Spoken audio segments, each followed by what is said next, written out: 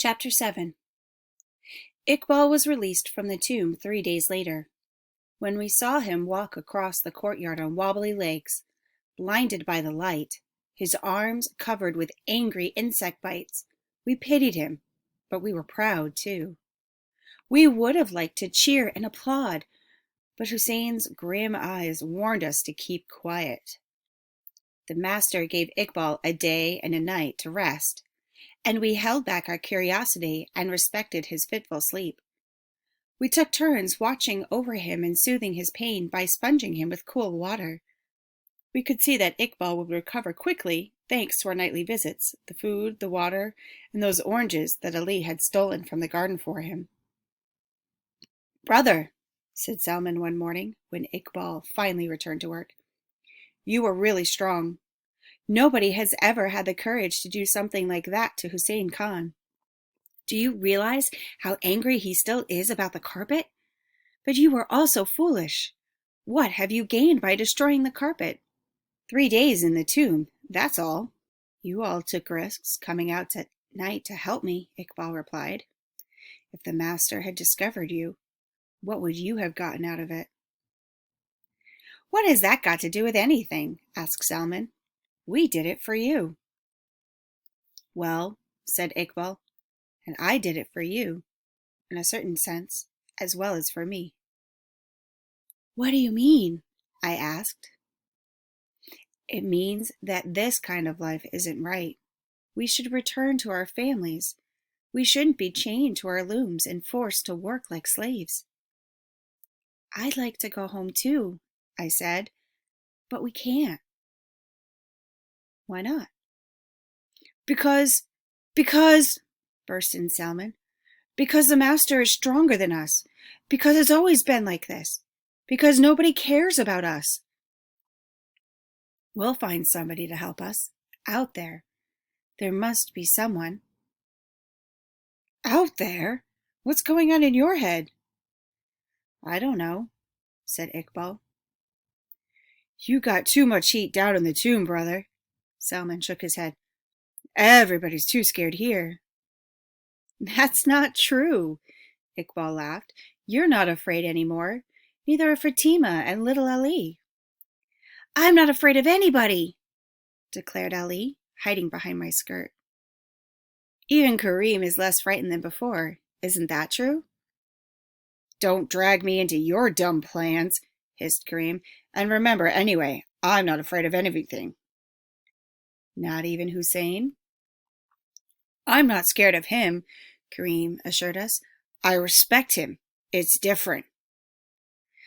"I think the others are less frightened too," Iqbal said. Back in line, yelled Kareem, as he glimpsed the figure of the mistress crossing the courtyard. For the next month, things went as usual, at least on the surface. The days passed, all seemingly identical. The summer became less torrid, and every now and then we could see heat lightning in the night sky, reminding us that the rains were on their way. One of the older boys left with the master one evening, and we never saw him again.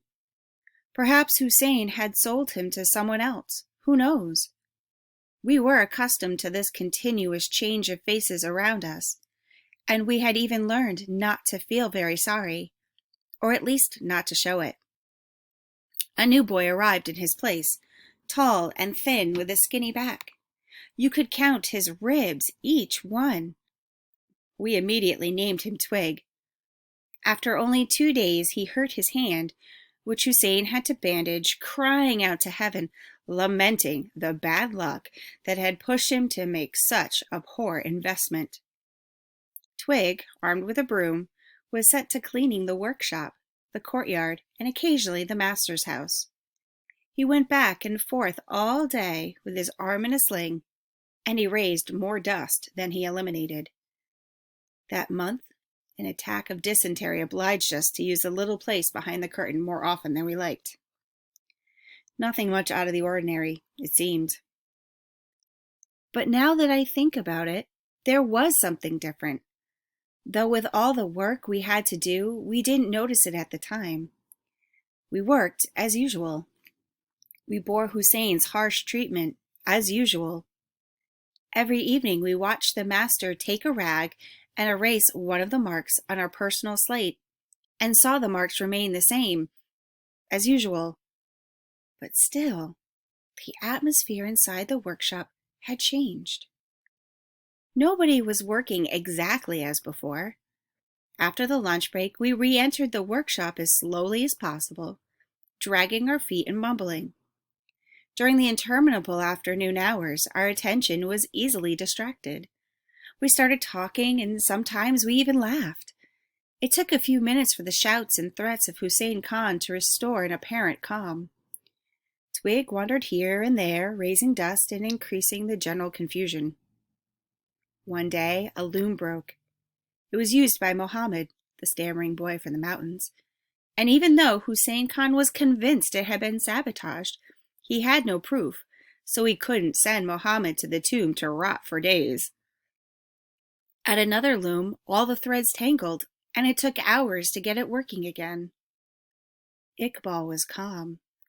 The master had ordered him to begin the carpet again, and he was working carefully and precisely, nimbly and quickly, as though nothing had happened. Hussein Khan kept a constant eye on him. He walked grimly around the workshop, his hands behind his back, and every now and then he turned his head quickly to see what Iqbal was doing. Hussein seemed nervous, like he was frightened. And the more the carpet grew, the more nervous and irritable he became. But he didn't say a word to Iqbal. Not a word. Hussein's afraid I'll destroy this rug too, said Iqbal, and it'd be a serious loss for him.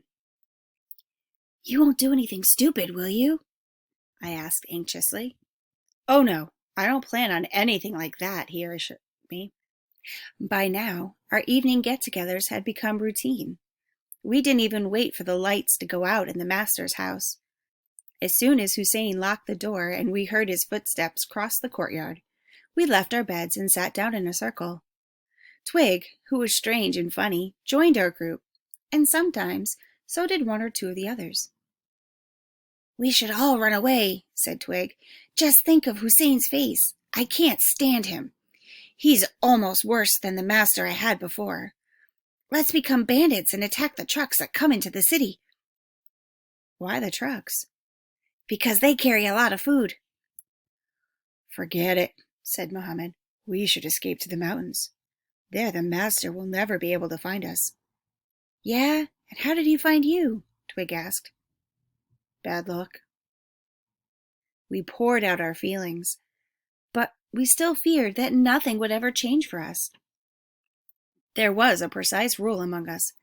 Never talk about the future. Not a single one of us dared to say next summer, or in a year, or when I'm grown up. Oh yes, we talked about things we'd like to do, and we talked about the day our debt would be canceled. We talked that hope into the ground. But nobody really believed it. It was sort of a litany, a way to feel good. Otherwise, what was left to us? Iqbal had been the first brave enough to say loud and clear that the debt is never canceled. And he was the only one to talk concretely about the future. One night, while autumn rains were beating on the roof of the workshop, Iqbal and I sat together. We were always the last two to go to bed. We liked to stay up and talk. Fatima, he said in a low voice, next spring, you and I are going to go and fly a kite. Remember that, whatever happens.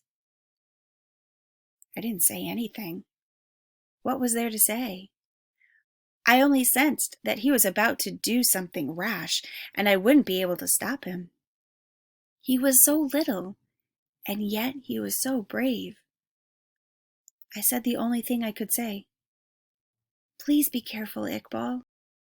The next night, in the middle of a thunderstorm, Iqbal managed to squeeze out of the tight little window behind the filthy curtain at the back of the workshop. He ran through the neighbor's garden, climbed over a wall, and after crossing 2 more vegetable gardens, he reached the street and disappeared.